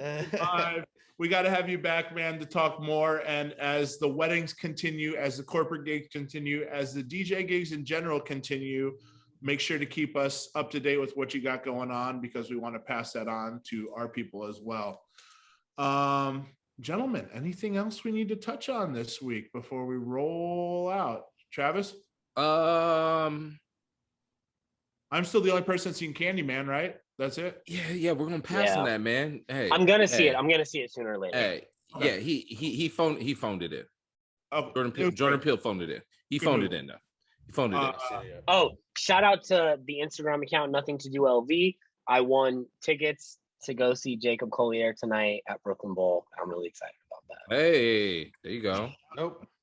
And also shout out to the Leonard Skinner documentary on Netflix. I saw that last night and it's fucking awesome. I do need to watch that. That is on my list to watch. Oh, real quick, shout out Swerve and shout out to Spider Tech for holding it down and throwing down. Oh, and shout out Stray because they came through and threw down for Motown Monday in Portland for us and just put on a good fucking show. And we had our best night ever. So thank you guys. I would love to come through Portland and come and just hang out with you guys. One of my favorite cities, actually. Real talk. Please come through. Please come through. Hey, and shout out to Road Podcast too for putting up 200 episodes. Yeah, that's right. They have 200 today. Our brothers over there. Rode their shout out, Crooked, Neva, Jamie, and D Mile. D Miles. Yep, that's huge. 200 episodes of anything in the world. So hats off. We still haven't even made it to 100 yet. We're on our way. We're on our way, but we haven't made it there yet. So not yet. We know how much work it takes to get there. Holy an insane amount of work, and they're fucking pros. Because this 100 is just creeping. It takes a lot. It's a grind. Yeah, it's a grind, but we're having fun and we get to do it with cool people like Drew Pierce. So shout out to you, sir. Hey, speak for yourself, man. What now? Oh my God, so aggressive. I don't know. I'm just ready to go. Let's go. Let's wrap it up. Pack it up. It's the end of the show. Pack it up. We'll be back next week with, do we know who the guest is? Afterthought. DJ Afterthought out of Pittsburgh. DJ Afterthought. Good friend of mine. Good friend of mine, man. Ready to have him on. Trying to think of who was their guest. So there you go. Hey, ready to have him on. Everyone stay safe, wear your masks, and behave yourselves. We'll see you next week. Cheers. Peace. Peace.